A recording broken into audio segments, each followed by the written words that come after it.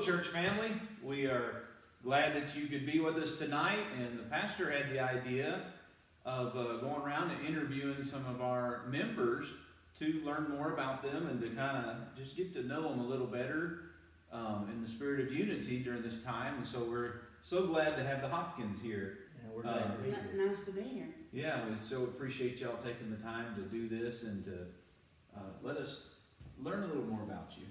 So, hope you enjoy it. We're just going to go through a series of questions. So, Brother Hopkins, just read it. Tell us about where you was born and raised.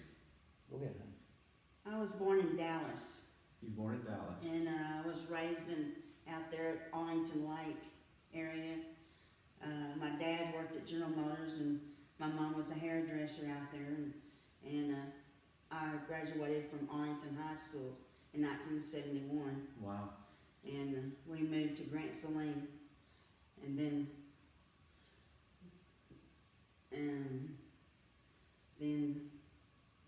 Well, later you moved from Grant Saline. later I moved from Grant Saline. Yeah, well, that's great. So you're born in Dallas and raised there in Arlington. What about you, Brother Randy? Well, don't hold this against me. Here we go. But I was born in California, Hawthorne, California.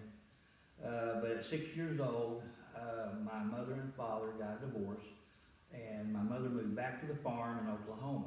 My dad, all my family, my dad, my mother, all my family's from Oklahoma at one time. Yes, sir. So we moved back to Oklahoma, and I was raised on the farm for a few years with my mother until she remarried years later to my stepdad, which his name is Lou Lawrence. But when you hear me talk about my dad, it's about my stepdad, because I don't consider him my stepdad, I consider him my dad. I had a great childhood growing up, and I always felt very blessed by God because I had two dads that loved me very much. My real father never taught me anything about God. He was very shut up about that.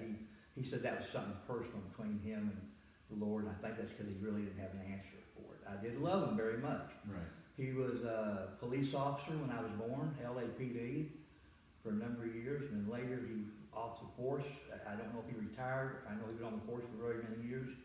And then he opened his own business up and was very successful at his business. I did hear that before he passed away, cancer took him, that I was told by a reliable source that he had a deathbed repentance. And I pray that he did, and I won't know perhaps until one day I'll know for sure. But that's my hope that he really did. My stepdad, which is my dad, he's still alive, he's 85, lives in Oklahoma still. Talk to him probably twice a week at least. I go to him whenever I have questions that I need answered about God, or I have just needed prayer. He's a prayer warrior, and he prays for his children continuously. And when my dad passes away, I know where he's going, and so does he. What I'm going to miss most of all, I'm going to miss him, of course, but I'm going to miss those prayers. Amen. Because I know he's praying for me always, for all the family. I Amen. know he also prays for this church.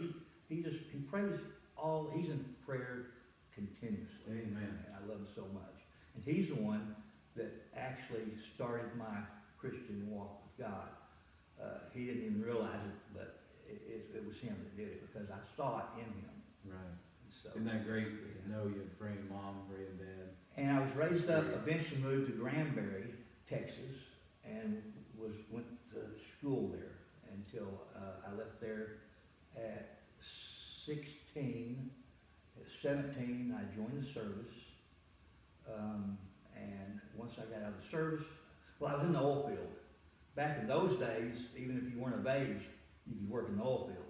And they wouldn't carry your name, they would carry the man that you worked for, they'd carry his name, and they'd pay you. When he got paid, he would pay you. Oh. So that's how you did that. It might not have been the way we do things now, but that's the way you did things then. Right. And so when I got out of service, I went straight back into the oil field. I worked in the oil field for 20-something years. And actually went back to the oil field and did other jobs too, but mainly the oil field. As a roughneck, I was a chain hand or a floor hand. And then me and Rita met in Grand Saline, and we moved to Gun Barrel City, got married in Gun Barrel. And I did construction work for 5 years for Century Construction over in Tyler.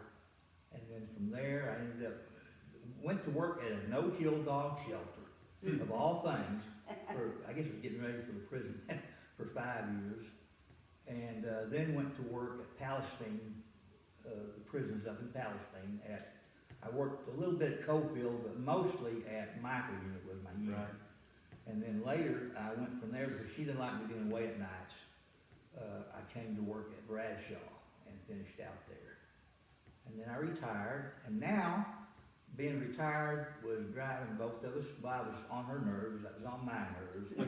And I knew that God had something else for me to do. I wasn't ready to completely retire. So Yeah. I went to work for Meals on Wheels. That's great. And it's not only a job, it's a ministry to me. Yes, sir. I do get paid for it, and don't misunderstand that God knows I need the money. The Lord gives it to me to help me out that way. But mainly, it's a ministry to me. And so I love it because I love the people. And this coronavirus thing has really put a damper on it because I'm not allowed right now to visit with the people like I like to, and that's what I like to do. Right. So I'm sorry I didn't mean to be so long. No, you're perfect. That's good. It's perfect. It has kind of changed your ministry there a little bit, but Yes, glad it y'all has. able to. You're having to drop stuff off now. Yes, but I still get to see them, and you know, almost a lot of my customers are Christians. Some of them are not. I witness when I have opportunities, but a lot of the people I see are over 85. So a lot of them were raised up during the time when our country still served the Lord to a certain Yeah. degree. Had a fear of God, Right. which that no longer have that fear of God. I think it's one reason why God has, well, let's just say that God's in control of everything. Amen. And so I do believe this, that when something like this virus comes along, I'm not going to say whether God put it on us or not, but I do believe that he uses things like this to get our attention because it had to go across his desk before it was allowed to happen. Amen. And Yes, so, sir. Well, that's good, Brother Andy. Appreciate that. Tell us about how y'all met. And I was working at a store at the Easy Mart in Grand Saline, and I met her. She came in as a working there, and we just met and kind of hit it off, and that's how we That's how we That's how met. we met. And then we ended up moving, well, I hate to say this, but at the time, I'll just be truthful with you, we were living together for a short time, and I knew, I got saved, well, I'll tell you about that in a minute, but I knew that it was wrong. I knew it was sin. And I couldn't know why I told her, and so I moved out, and we separated, and I told her that we couldn't do that. And so we went to Gun Barrel City. She had a cousin up there, and we got us a little place, and we got married. amen. And so How long have you been married now? 16 years. 16 years. And this is the 3rd year that we've forgotten our anniversary. But you did it mutually, so nobody was in trouble. We sit there about 2 weeks later, this last one was here, and we looked, I said, you know what, we missed our anniversary again. And we just laugh about it and go on, because that's not what's important. What's important to us is we have each other, we Amen. love each Yes. other. And so Amen. that's the main thing. Well, you explained a little bit what you've done. You was in the oil field for a while, and then, so you went through your occupation. Did you have a job there for a little while? At Gun Barrel in Eustis, Texas, was down the road from Gun Barrel, and that's where the no-kill dog shelter is. We I both worked there. there I too. see. Well, that's good. We did the dogs in the hospital, and plus I had to walk the ones outside too. But we had Those dogs were taken they were taken very well care. taken care of. That is something. I saw that the other day that the shelters had there in Florida. There was not one dog left during this time, so that somebody's adopted all the dogs. Oh, really? Yeah, y'all will be interested in All that. right. Well, we were talking about hobbies, and I didn't realize Brother Randy was telling us how he rode motorcycles for years. Tell us a little bit about Well, when I was, I think about 8 years old, I got a mini bike, and I fell in love with it. Matter of fact, my mom would be getting on to me to go to school. I'd be late for school because I'd be out riding that thing in the morning. And it'd be freezing out there, but I'd have my jacket on, my helmet on, and I'd be riding. And the love for the two-wheel motorcycle just became part of me. And I rode motorcycles up until 3 years ago. I had a Honda and a Harley, and I sold the Harley, and then well, actually I let the Harley go back, let my son have it back, and then I had a Honda that I sold. I was never one to say one bike over another. I didn't care. If it had two wheels and it was a motorcycle, I liked it. The only thing is I never got into dirt bike riding. I always liked street bikes. But I've been all over on street bikes. I rode them for years and years and years. Matter of fact, I had 7 accidents. You think you learn how to ride after all those years of riding, but I had 7 accidents. But every time I get back on and keep riding again. I've had several severe ones, but it was something that I loved. I always felt God gave it to me. Yeah. Because you can ask her, I would ride, and I'd go to all these old churches.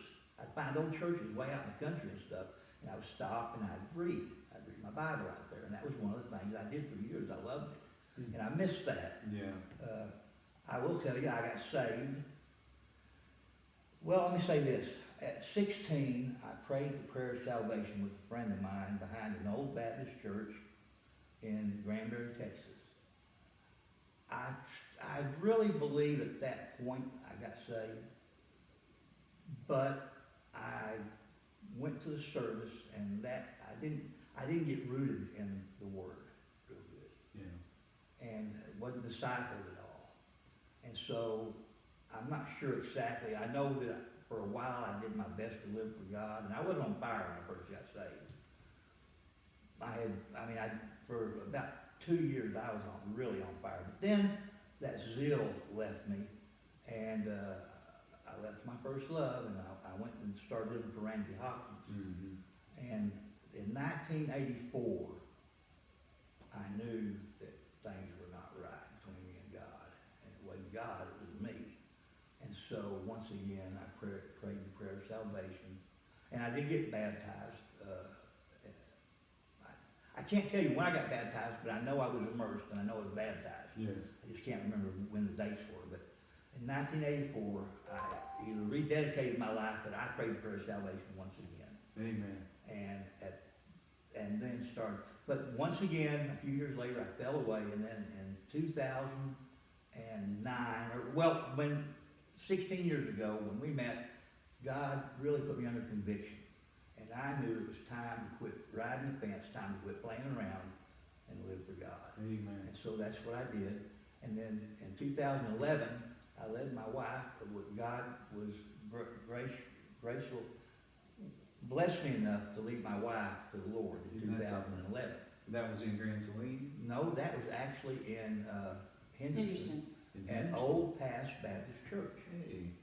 And I led her to the Lord. She got baptized about a month later at Old Pass. And March the 13th, March 2011. 13th. So you were visiting the old paths there? And... We were actually members. Oh, I see. Yeah, we were We members. were members there, and I led her to the Lord there, and then she got baptized. And then we stayed with the Old Pass until we came here for about 8 or 9 years. I don't remember which, but it moved eventually out on the highway going towards New London, Right. 323 out there, I think it is. Yeah, And they renamed it Middle Cross. Middle Cross. Okay. And so we ended up leaving there over different things. You know, I've never found the perfect church, and I had a preacher tell me if I ever did not join because I'd ruin things. And the fact is that I found one, and it did everything like I wanted it to do. It'd be called the Church of Randy Hopkins. And then it definitely wouldn't be a good church. Because I'd be running it, so I know that wouldn't be good. The point is that we were looking. We knew Brother Steve and Sister Pam from Middle Cross. And he told me, well, I'm going to church out here, and I know you've been here before. And he told me how much he loved the people and how the people would probably welcome us. And he was not telling a story. We feel very loved here. We feel this is our church family. This is our family now. Yeah. And you know, I told her the other day, I said, well, you know, they treat us better than our blood family. And I said, wait a minute, they are blood family. The blood of Christ. Amen. Right. But we feel we've never felt unloved here. We feel like that you've taken us under your wing and that you have been very gracious to us. And we love everybody here. And we love you, and we love all the people here. We love Brother Rocky. We appreciate what he does and his preaching, and we appreciate the way people check on us. I feel that I can go to work and I know my wife is safe, Yes, sir. and we've had a lot of help, and I pray that I do feel that there will be a time when I will be able to be a blessing to the church. Well, brother, you already are. But Yes, sir. we love you guys, and we love being out. And God worked it out. We never thought that we'd ever be in a place like this. It was the furthest thing from our mind, that that's how God's sovereign, that's how He works. He works things that we would never imagine. But I would tell you, all my life, I was never, and all the bad things that I got into and did when I was being selfish and living for myself, nothing has ever compared to serving God. Amen. Nothing will. Serving God is it. Living for Christ. And I also learned when it says the demons believe in Christ, but they're not going to heaven. It's not just believing, but it's obeying. Amen. So anyway, Yes, sir. we love the Lord. We love God with all our heart and Jesus Christ, and we try to uplift Him whenever we can. We're not perfect. Oh, we're not perfect. Well, but my longing is to be, yes, sir. and one day I will be. Well, the feeling's mutual. We're glad y'all are here, and Thank you. we're excited, and believe you are a blessing to the ministry and the church. So, well, I mean, that was really good, and sure enjoyed. Did you have anything else you wanted to share? I just love everybody out here. I'm so blessed to be here. Yeah. And it seems like I've been out here for a long time. Yes, You know, ma'am. and just, everybody just grows on you. Yes, yes. One thing I did need to say, one of my hobbies is I love firearms. Oh, yeah. I've learned that, too. Yeah, I like to shoot. Matter of fact, I guess I don't mean to brag, but I guess I am, but when I was at the prison, they had a shooting contest out there for the officers, and they called it Top Gun, and I won it 3 years in a row. Uh-huh. And now I can't see down the barrel of a gun. Well, Kind of pat myself on the back there. But that's great. Well, that's good. That's pretty neat. Yeah. It's definitely something interesting. And yeah, I've learned that. So Randy can talk guns real quick, so that's great. Well, I enjoyed the interview, and it seemed short. It seemed like we could do this for hours and just sit and learn about each I other. never have a problem talking once you get me going. Oh, that was perfectly fine. That's what we were hoping for. I guess if there's nothing else I'd like to share. We love each other. We love We love- God. God's first, Yes. and then her. Well, amen. Well, I sure enjoyed the interview with y'all and Heritage. I hope you enjoyed that, and I hope y'all have a good evening. God bless you. God bless you.